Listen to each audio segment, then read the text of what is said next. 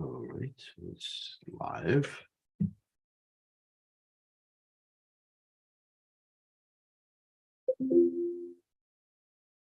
Okay. Ready to go. Let's make sure we got the right microphone. Speakers, microphone. Okay. We're ready to roll. Okay.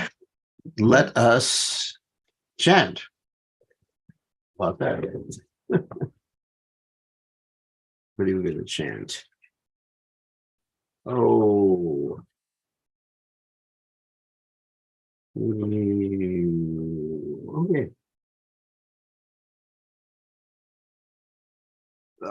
Let me get a songbook.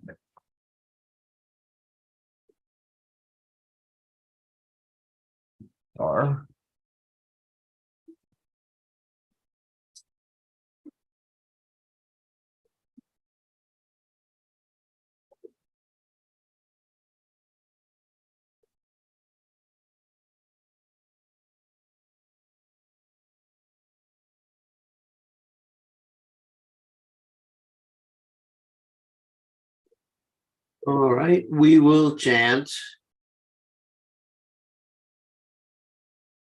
Goranga Balite Have Pulaka Shavir.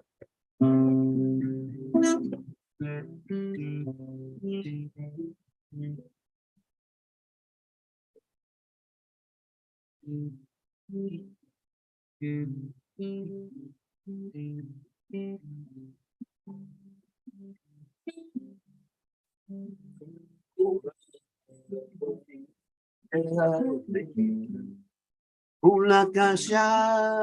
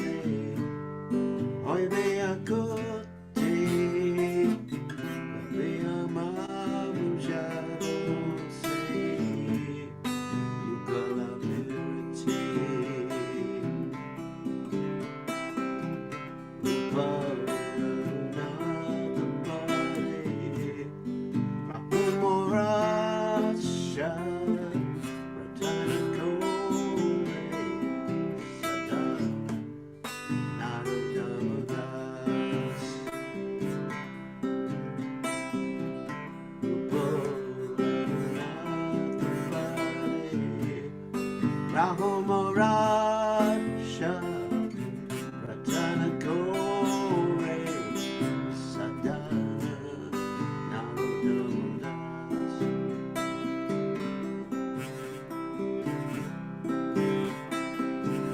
Puranga Ore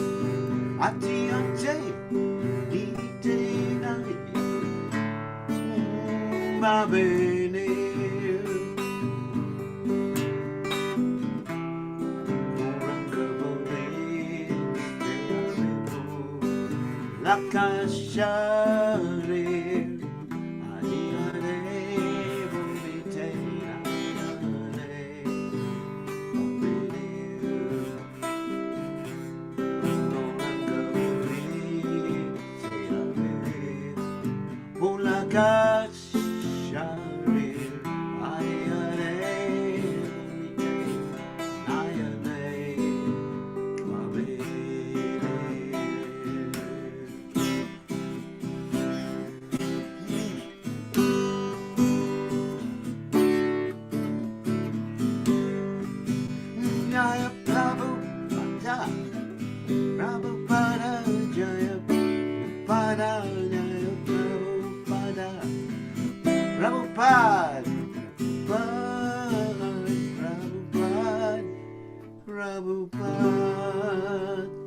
Jai Om Vishnupad Paramahansa Paravatikacharya also Tella Satashi Shimad His Divine Grace Sabaya Chadadana Bhaktivedanta Goswami Mahashila Prabhupada Ki Jai ISKCON Founder Acharya Srila Prabhupada Ki Jai Anantakoti Vrinda Ki Jai Namacharya Srila Haridas Thakur Ki Jai Prem Se Kaho Shri Krishna Chaitanya Prabhu Nityananda Shidwaita Gadadha Shivasadi Gaur Bhakta Vrinda Ki Jai Shri Shri Radhakrishna Gopi Gopinath Sayam Kunda Radhakunda Giri Govardhan Ki Jai Vrindavanam Ki Jai Mathuram Ki Jai Jagannath Swami Ki Jai Yamunamai Ki Jai Srimati Tulasi Devi Ki Jai Samaveda Bhakta Vrinda Ki Jai Gaur Premananda Hari Hari Bol.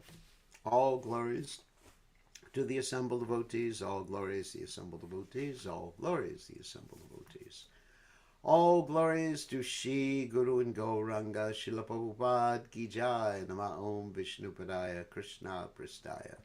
Bhutale Srimati Bhaktivedanta Swami Tinamani Namaste, Saraswati Deve, Gauravadi Pacharani Nivishesha Shunyavadi Paschachate Chatarni. So let's read the translation to this poem by Narottam Das Thakur. When will that opportune moment come to me when I shiver upon chanting the name of Lord Gauranga? When will I cry while chanting Hare Krishna? When will I receive the causeless mercy of Lord Nityananda so that my desires for material enjoyment become insignificant? When will my mind be purified of material anxieties and desires so that I can understand Vrindavana? When shall I be very eager to study the books left by the 6 Goswamis so that I can understand the conjugal love of Radha and Krishna? The lotus feet of the 6 Goswamis are my only shelter. In constant separation from them, I remain. Naratamadas. Naratamadas Thakur Ki Jai. So, we're going to continue with our study of Prabhupada's Krishna book. And we're almost finished. We're probably going to finish the 89th chapter today. And in the 89th chapter, we've heard a lot of different stories. Now, the story we're on right now is the story of Lord Krishna and Arjuna going to see the Mahavishnu to retrieve the Brahmana's sons. And so they're getting ready to leave and go back to Dwarka with the Brahman's sons. So let's join the Krishna book at this particular point. So, Om Gana Timirandasha Gananjana Shlakaya Jakshu Unmilitam Yena Tasmai Shigurave Namaha. I offer my respectful obeisances unto the lotus feet of my spiritual master's divine grace, A.C. Bhaktivedanta Swami Srila Prabhupada Ki Jai. Okay, so let's share the screen. So towards the end of the 89th chapter of Prabhupada's Krishna book. And I hope you all had a very nice New Year's. And yesterday we had a very nice Kirtan program, which, if you weren't able to watch it, it's on my YouTube channel, bkgoswami YouTube channel, in which we talked about making promises or something like New Year's resolutions. So this is a very interesting program we had. So please watch that if you haven't watched that already. And that's on my YouTube channel, also on Facebook, but it's easier to find on YouTube. So here we go. So Lord Krishna and Arjuna then offered their obeisances to Lord Mahavishnu. And remember, Lord Mahavishnu is outside of all the material universes, on the other side of the river Viraj, which is called the causal ocean or causal river. And taking back the Brahmana's children, and remember these Brahmana's children were stolen by Mahavishnu, Lord Mahavishnu, so that Lord Mahavishnu could get a visit by Krishna and Arjuna. So even Lord Mahavishnu wants to see Krishna. What to speak of us? We should definitely want to see Krishna. But in order to see Krishna, we have to be completely purified. And I was just reading the Bhagavatam, where Narada Muni, in his previous life, as the son of a maidservant, saw Krishna in his heart of hearts. And then Krishna spoke to him. He tried to see Krishna again. And Krishna said, no way. Unless one is completely purified, they cannot see me, so you have to wait to the future till you're completely purified before you can see Krishna. Because Krishna has a completely spiritual body. Of course, if Krishna wanted to manifest himself in front of you, and of course he does that as the deities and as the holy name. But if Krishna really wanted to come in front of you and shake your hand or something, he could do it. But Naham Prakasha Sarvasya Yogamaya Samavrata. So you really have to be purified. So they returned to Dwarka by the same route by which they had entered the spiritual world. All the children of the Brahman had duly grown up. In other words, they were adults. After returning to Dwarka, Lord Krishna and Arjuna delivered to the Brahmana all of his sons. The Brahmana was in ecstasy. Arjuna, because he didn't even have to take care of babies after that. I mean, that's a real blessing to have the Mahavishnu bring up your children, and then you get them as adults. And then they can help you. You know, none of the baby stuff or crying or anything like that. So I guess Mahavishnu was the nurse or something, or maybe Lakshmi. Anyway, Opar. So Arjuna, however, was struck with great wonder after visiting the transcendental world by the grace of Lord Krishna. And by the grace of Krishna, he could understand that whatever opulence there may be within this material world is an emanation from him. That's Krishna. Any opulent position a person may have within this material world is due to Krishna's mercy. One should therefore always be in Krishna consciousness, in complete gratefulness to Lord Krishna, because whatever one may possess is all bestowed by him. Arjuna's wonderful experience due to the mercy of Krishna is one of the many thousands of pastimes performed by Lord Krishna during his stay in the material world. They were all unique and have no parallel in the history of the world. All these pastimes prove fully that Krishna is the Supreme Personality of Godhead. Yet, while present within this material world, he played just like an ordinary man with many worldly duties. He played the part of an ideal householder, of course, possessing more than 16,000 wives, 16,000 palaces, and 160,000 children. Whew. And in that role, he performed many sacrifices just to teach the royal order just how to live in the material world for the welfare of humanity. As the ideal Supreme Personality of Godhead, he fulfilled the desires of everyone, from the Brahmanas, the highest persons in human society, down to the ordinary living entities, including the lowest of men. Just as King Indra is in charge of distributing rain all over the world to satisfy everyone in due course, so Lord Krishna satisfies everyone by pouring down his causeless mercy. His mission was to give protection to the devotees and to kill the demoniac kings. Therefore, he killed many hundreds and thousands of demons. Some of them he personally killed, and some were killed by Arjuna, who was deputed by Krishna. In this way, some were killed by Bhimsen. In this way, and other devotees. In this way, he established many pious kings, such as Yudhisthira, at the helm of world affairs. He created the good government of King Yudhisthira, and there ensued peace and tranquility. Thus ends the Bhaktivedanta purport of the 89th chapter of Krishna, the super excellent power of Krishna. So now we go to the last chapter.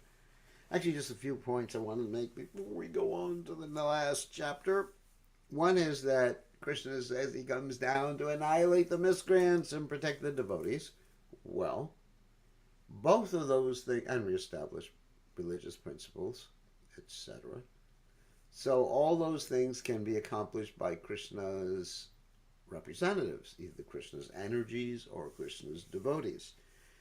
But what Krishna personally comes down for, of course, his own enjoyment in exchanging different rasas, even with the demons.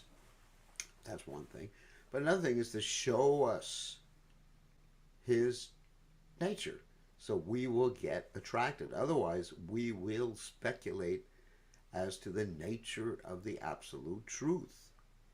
We will project our own concepts, whether it's an impersonal concept or whether it's culturally bound to our particular culture. Just like if you were in America and you want to have a depiction of God, you would probably think, oh, God drives a good car, of course a Tesla. God drives a good car, he has his own airplane. You depict things culturally according to what we see. And then, of course, then God must look like, according to the American conception, God must look like Rambo, really strong, big muscles. Actually, Krishna, even though he's the strongest person, he doesn't have this like six-pack abs. That's actually funny. Bhimsen did. And actually the Kshatriyas generally did. Arjuna certainly did. He just definitely was a hulk of a man, Arjuna. So, but we don't project our concepts upon God. So God has described the proportions of his transcendental body, or described the color of his hair, the color of his eyes, what he does, and therefore we get attracted to him. Being attracted to him, then we lose a taste for things of this world, vairagya.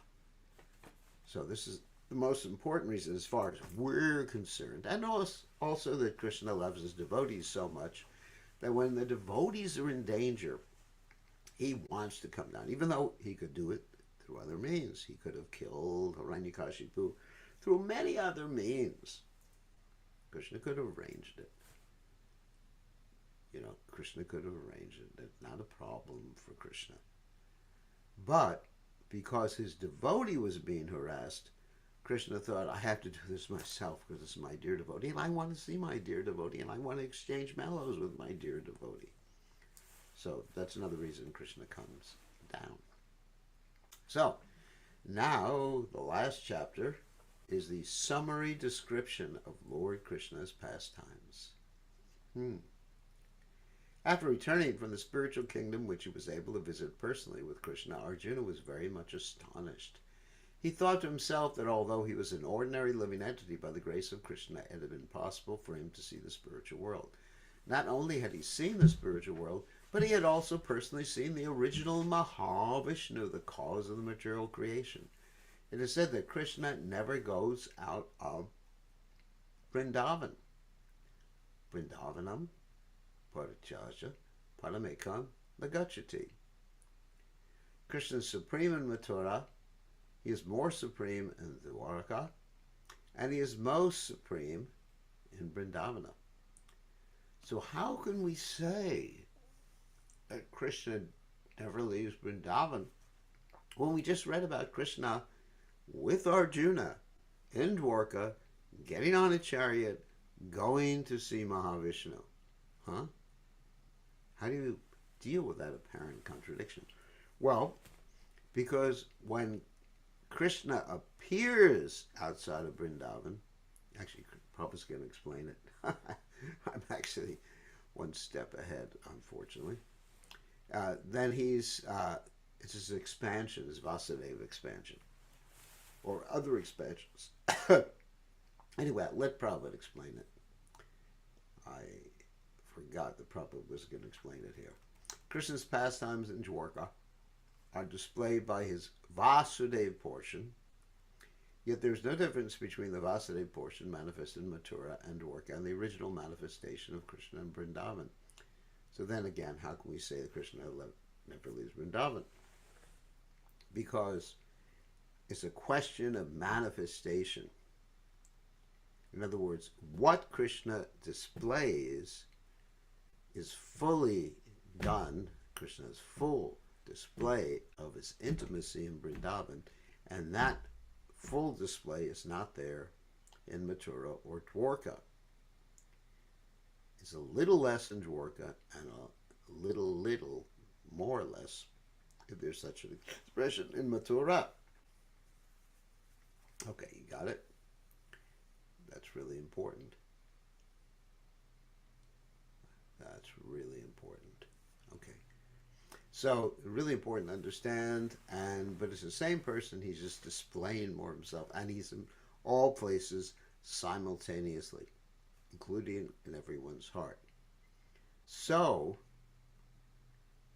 Krishna, you also may ask, Krishna didn't leave Vrindavan, then what did he do on the chariot when he left Vrindavan? With the Krura, what was that? What was happening there? Well, Krishna's expansion got on the chariot as soon as he reached the border of Vrindavan, going to Mathura, and Krishna invisibly remained in Vrindavan. Invisibly means you can't see him with your eyes right now, but he's there. In the beginning of this book, we have discussed that when Krishna appears, all his incarnations, plenary portions, and portions of his plenary portions come with him. The sum of his different pastimes are manifested not by the original Krishna himself, but by his expansions. Very interesting, which is what I just talked about. But they're all the same person, or he's always the same person. Just he's doing different things, manifesting himself less or more or differently in different places, different circumstances, simultaneously. Advaita Chuta Nadirananta Rupamadhyam Purana Purasham Navayogam Napcha. We've explained this many times before. Brahma Samhita says that he's one, Advaita, which means non-dual, Achyuta, infallible, but he also has Ananta Rupa. He has many different, unlimited forms. Just like an expert dramatist may exhibit himself in maybe not unlimited ways, but in many ways, maybe even 100 different ways, according to the role that he's playing. But his most complete manifestation is not when he's acting, but when he's at home with his dear wife and family. That's his complete manifestation. So this is really important to understand that. Really, really important to understand this, the philosophical point that I'm making right now. Okay. Let me just set this thing. Okay. Why Arjuna was puzzled like Krishna is going to see Karana Vashai Vishnu in the spiritual world is fully discussed in the commentaries of Srila Vishwanath Chakravarti Thakur as follows.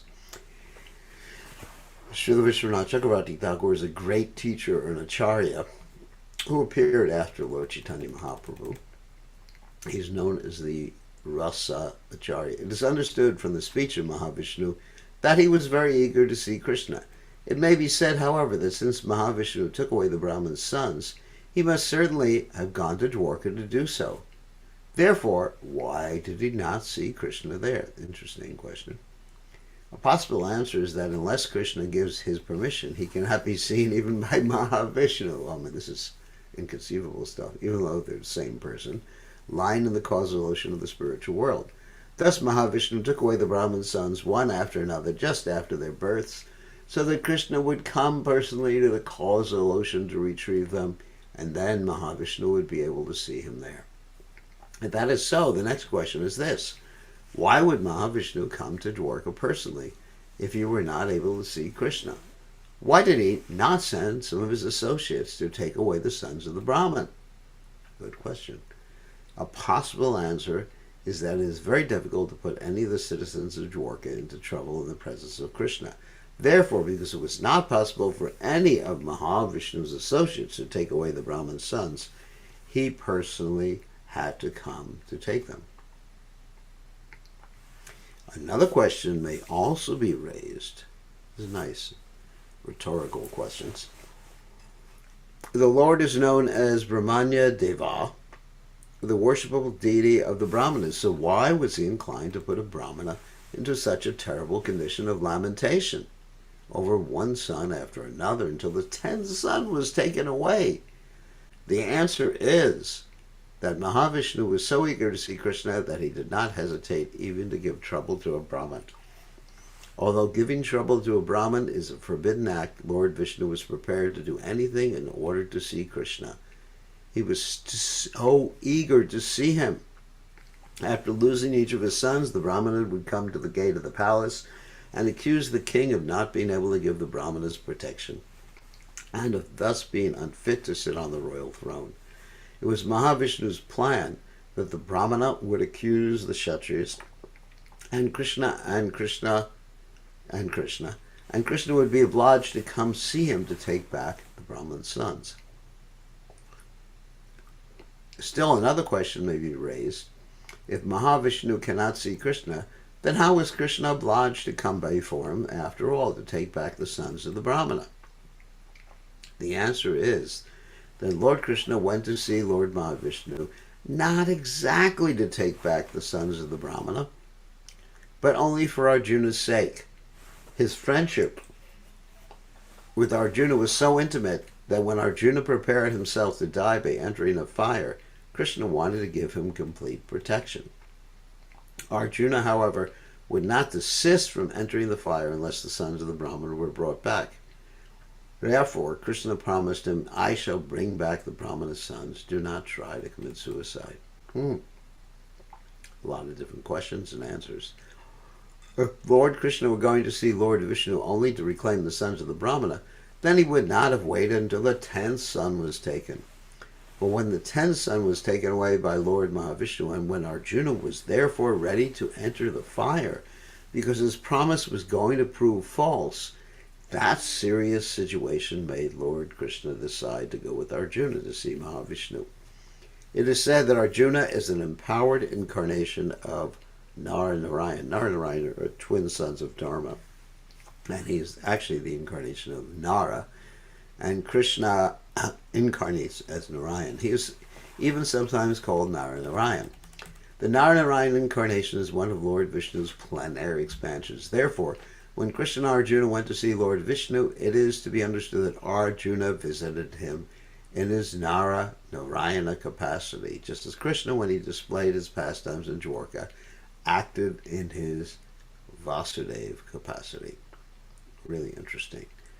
So Arjuna, as a pure devotee, is able to expand himself in different ways, just maybe not to the extent that Krishna does, but in a similar fashion.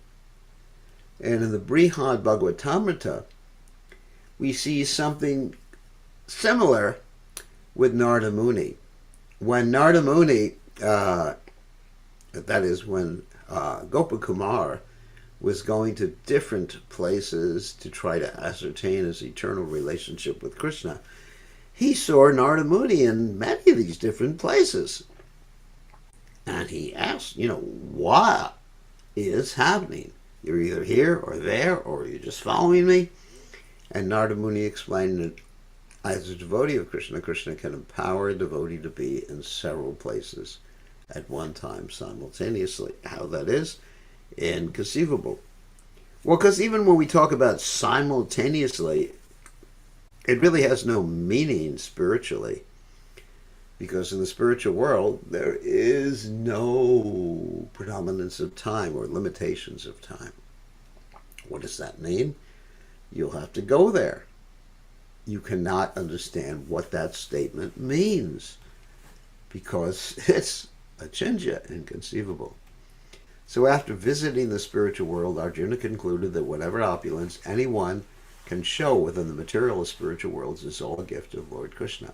Lord Krishna is manifested in various forms as Vishnu Tattva and Jiva Tattva. Vishnu Tattva means God, expansions of God, like Krishna, Vasudeva, Krishna, Balaram, etc. Jiva Tattva means living entities like you and me. In other words, as Shvamsa and Vibhinamsa. Shvamsa means God, his own expansions. Vibhinangsha means separated expansions. Vishnu Tattva is known as Shvamsa, which I just said. Jiva Tattva, that's ourselves, is known as Vibhinangsha. He can therefore display himself by his different transcendental pastimes in the portion of either Shvamsa or Vibhinangsha as he likes, but he still remains the original Supreme Personality of Godhead. The concluding portion of Krishna's pastimes is found in the 90th chapter of the 10th canto, Srimad Bhagavatam. And in this chapter, Shukadeva Goswami wanted to explain how Krishna lived happily at Dwarka with all his opulences. Krishna's opulence of strength has already been displayed as different pastimes, and now will be shown how his residence at Dwarka displayed his opulences of wealth and beauty. In this material world, the opulences of wealth and beauty are considered the highest of all opulences. Yet they are only a perverted reflection of these opulences in the spiritual world. So all these things, let me explain what that means. Because it's temporary in this world. Lakshmi is chanchala. Chanchala means flickering. So you may have wealth for some time, and then when your good karma runs out, boom, you're on the street.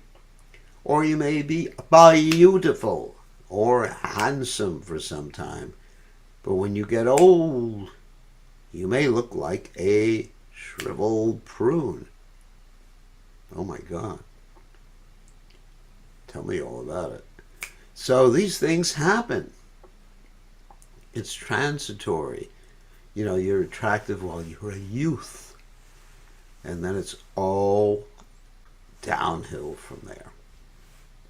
With some people, the downhill slope is more steep.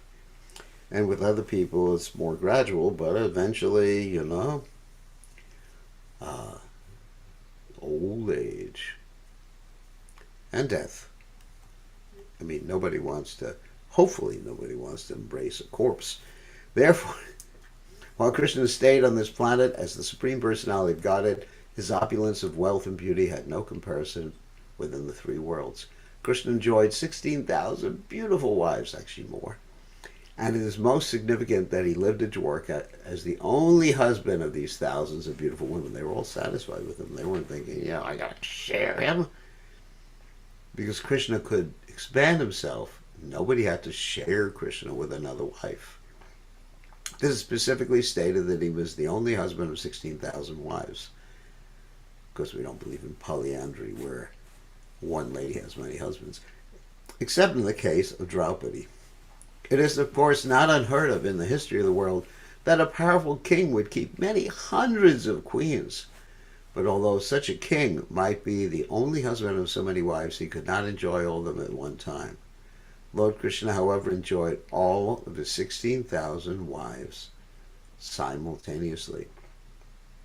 Although it may be said that yogis also can expand their bodies into many forms, the yogi's expansion and Lord Krishna's expansion are not the same. Krishna, therefore, is sometimes called Yogeshvara, the master of all yogis. In the Vedic literature, we find that the yogi Shobhari Muni expanded himself into 8. With that expansion is like a television expansion. The television images manifested in millions of expansions, but those expansions cannot act differently. They are simply reflections of the original, can only act exactly as the original does. Krishna's expansion is not material like the expansion of the television or the yogi.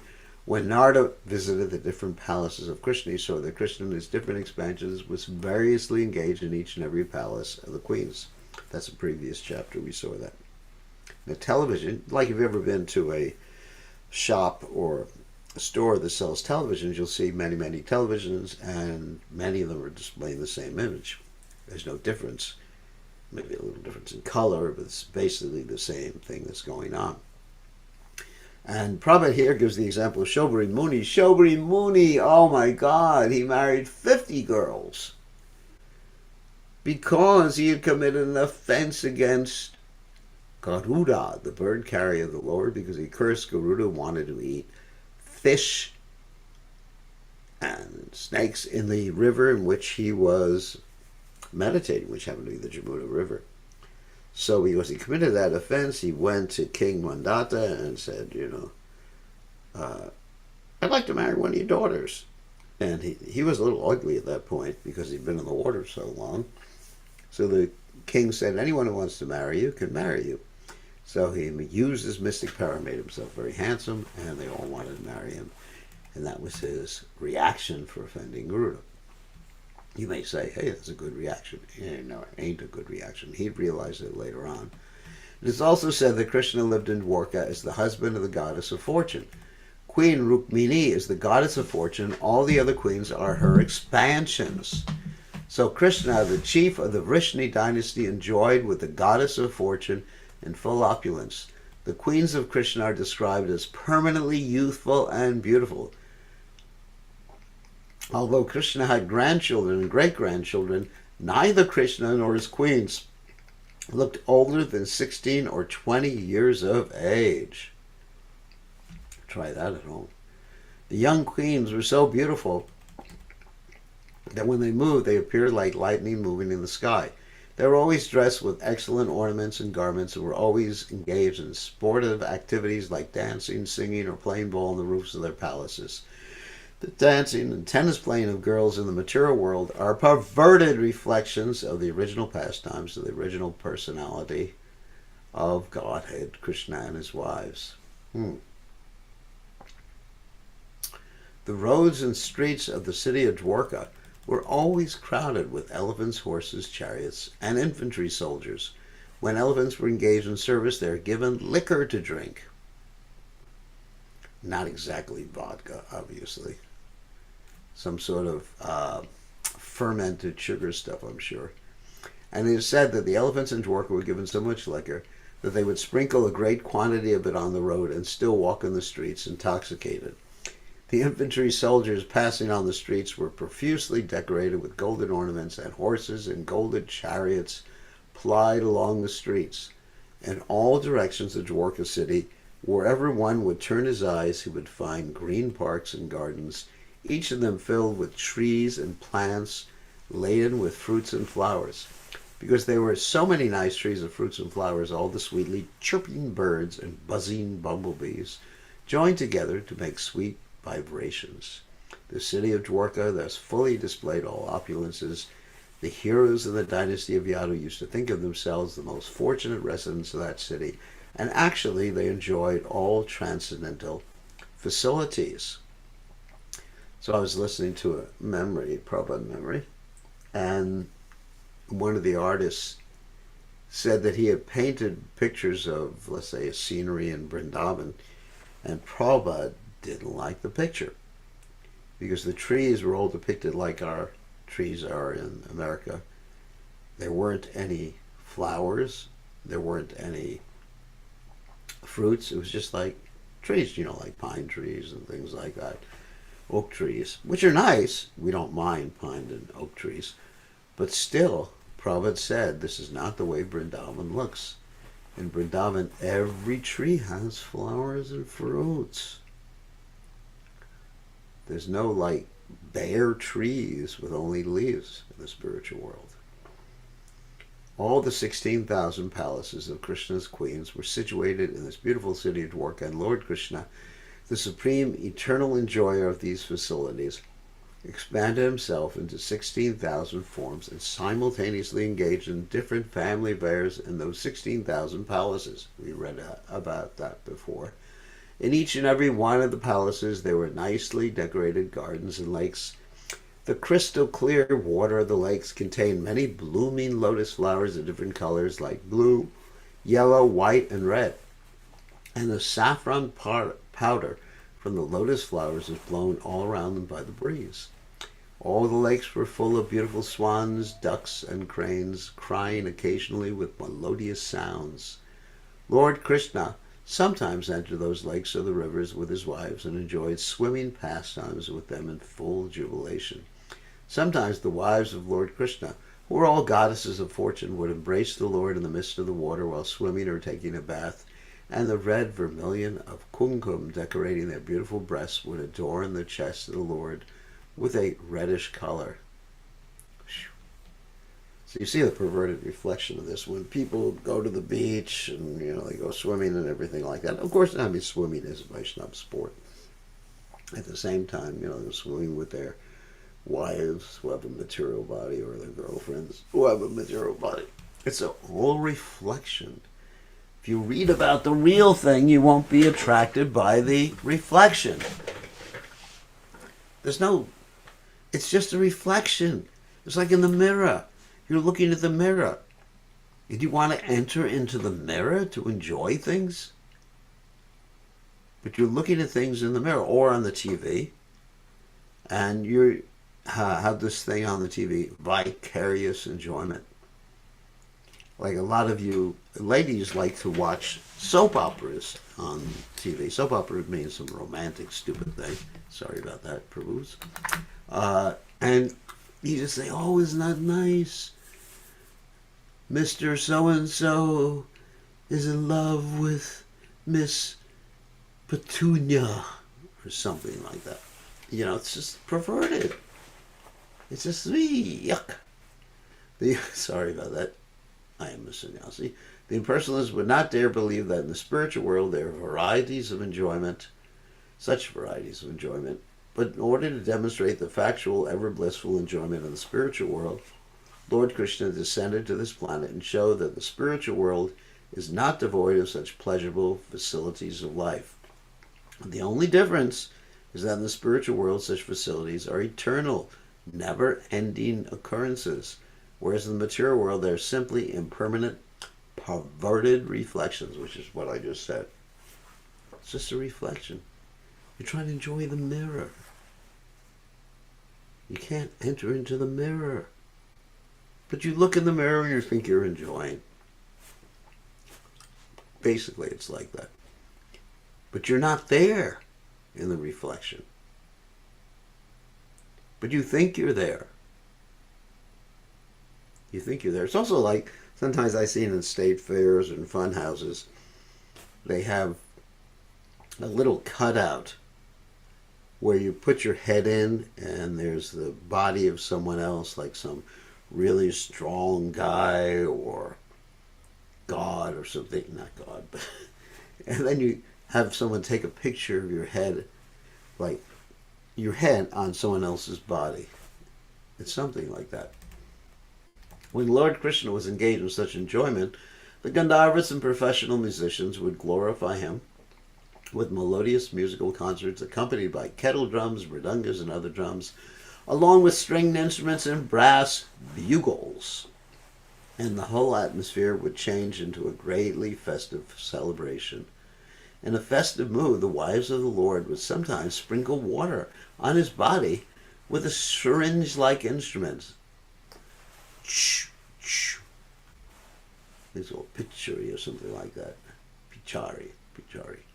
And the Lord would similarly wet the bodies of the queens. It's like, shh, shh. When Krishna and the queens engaged themselves in these pastimes, it seemed as if the heavenly king Yaksharaja as if the heavenly king were engaged in pastimes with his many wives. Yaksharaja is also known as Kuvera and is considered the treasurer of the heavenly kingdom. When the wives of Lord Krishna thus became wet, their breasts and thighs would increase in beauty 1,000 times, and their long hair would fall down to decorate those parts of their bodies. The beautiful flowers placed in their hair would fall, and the queens, seemingly harassed by the lords throwing water at them, would approach him on the plea of snatching the syringe-like instrument. This attempt would create a situation where the Lord could embrace them as they willingly approached him. Upon being embraced, the wives of the Lord would feel on their mouths a clear indication of conjugal love, and this would create an atmosphere of spiritual bliss. When the garland on the neck of the Lord then touched the breasts of the queens, their whole bodies became covered with saffron yellow. Being engaged in their celestial pastimes, the queens forgot themselves, and their loosened hair appeared like beautiful waves of a river. When the queens sprinkled water on the body of Krishna, or he sprinkled water on the bodies of the queens, the whole situation appeared just like that of an elephant enjoying in a lake with many she-elephants. After enjoying fully amongst themselves, the queens and Lord Krishna would come out of the water, and they would give up their wet garments, which were very valuable, to be taken away by the professional singers and dancers. These singers and dancers had no means of subsistence other than the rewards of valuable garments and ornaments left by the queens and kings on such occasions. The whole system of society was so well planned that all the members of society in their different positions as Brahmins, Kshatriyas, Vaishyas, and Shudras had no difficulty in earning their livelihood. There was no competition among the divisions of society. The original conception of a caste system was so planned that one group of men engaged in a particular type of occupation would not compete with another group of men engaged in a different occupation. Now, of course, when it's mentioned here about caste system, we're not talking about caste according to birth. We're talking about caste or someone's engaged in society in a particular occupation according to their nature. That's all. So they're happy. That's all. That's it. And no one's discriminated against because they're of a different nature. It's just that people like to hang out with people of the same nature. I mean, if you're in the mode of goodness, you don't like to hang out with people in the mode of ignorance or passion.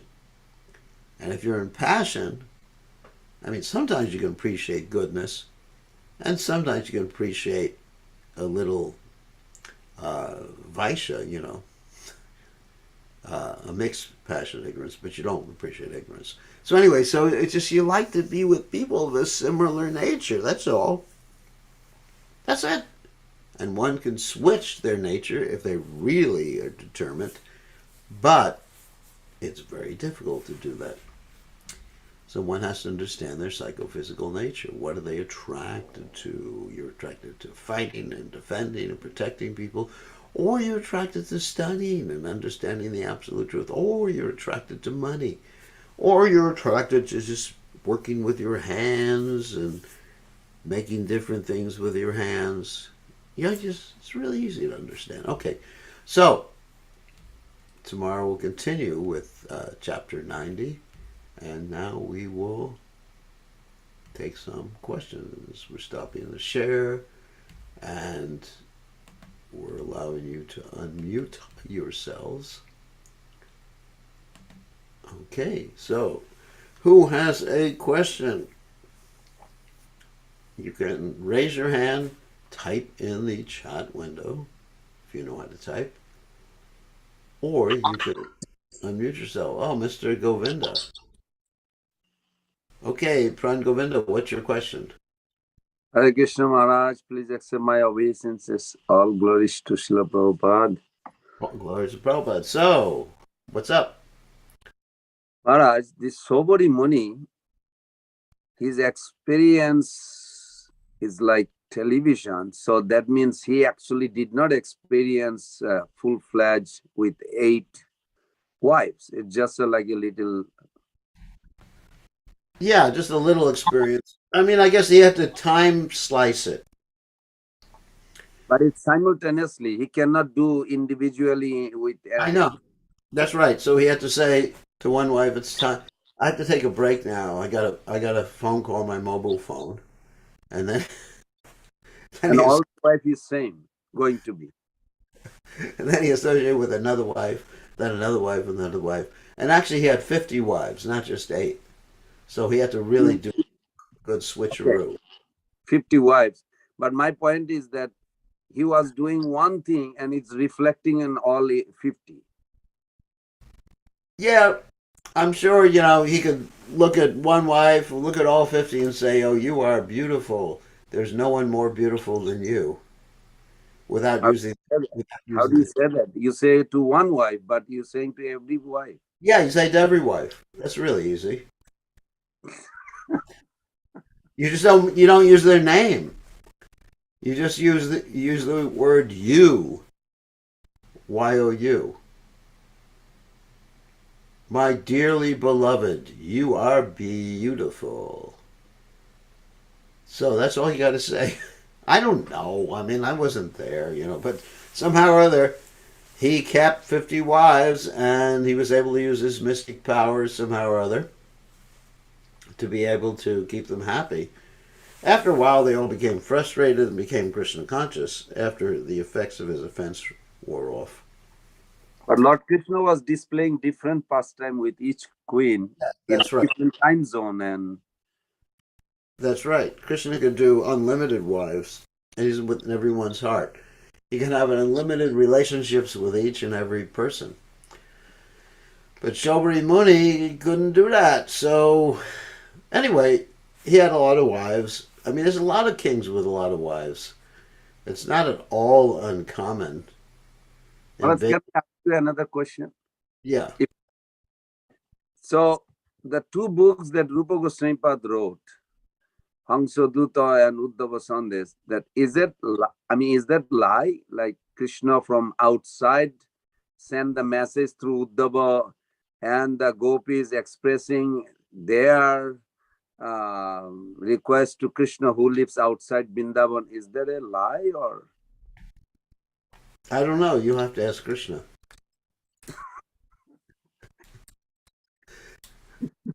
All I know is that Krishna is the Supreme Personality of Godhead, and he can do anything he wants at any time, but he never leaves Vrindavan.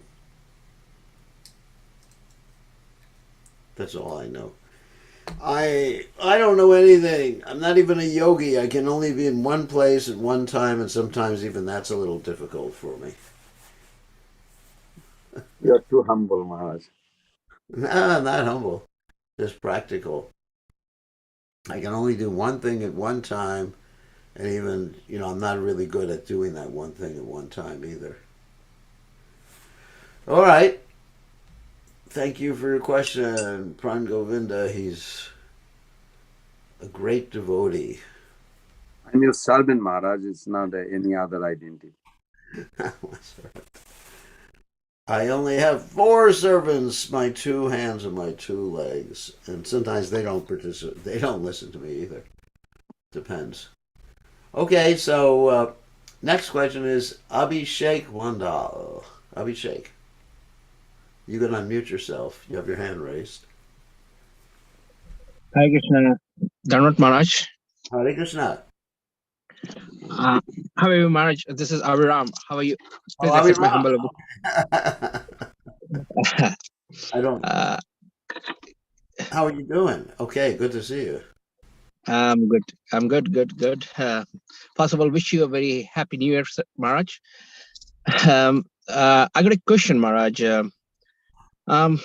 Actually, for the last couple of days, the question arising me because I'm facing a lot of problems right now, obstacles, and a lot of difficulties.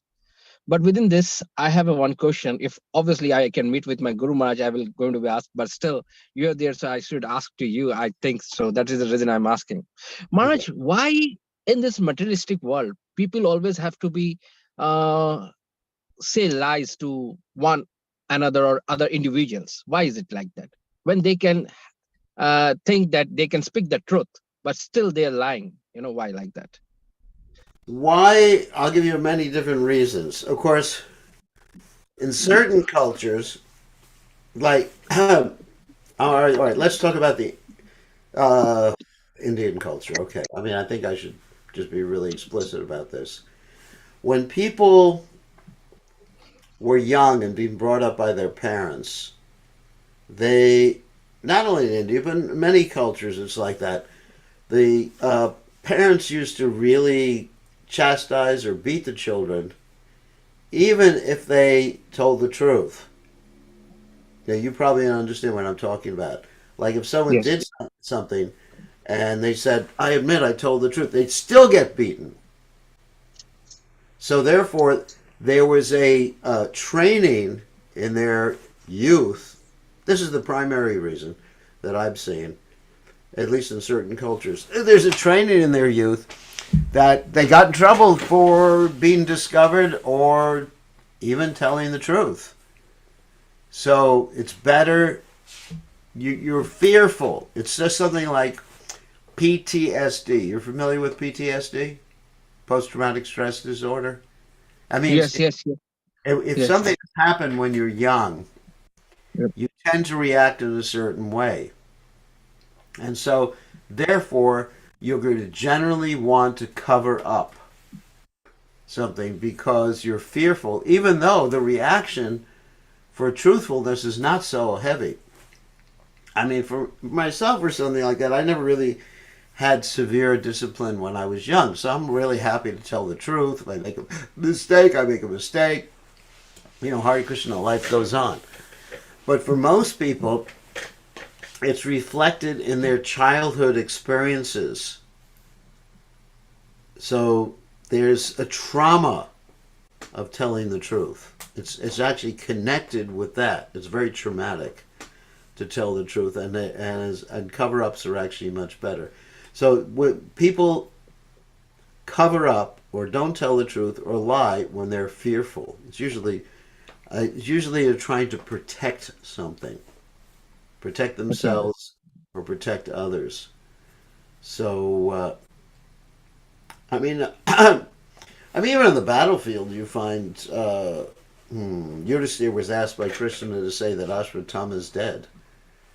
So that was a strategic thing, not because of fear so much, but because of the strategy in the battlefield. So generally, what I find dealing with people, devotees and non-devotees, and the people in general, it's because there's something in their childhood that, particularly it happens in India, because the discipline that one gets. I mean, it's just my experience. I have a lot of disciples from India or Indian background. The discipline that one gets from the parents is extremely heavy. Many children are deathly fearful of their parents. Does that make sense? Okay. Okay. But when we work in the corporate sectors, and when we work, even I saw even in the devotional service also, Maharaj, I'm very much actually transparent. Don't get me in either ways. Okay.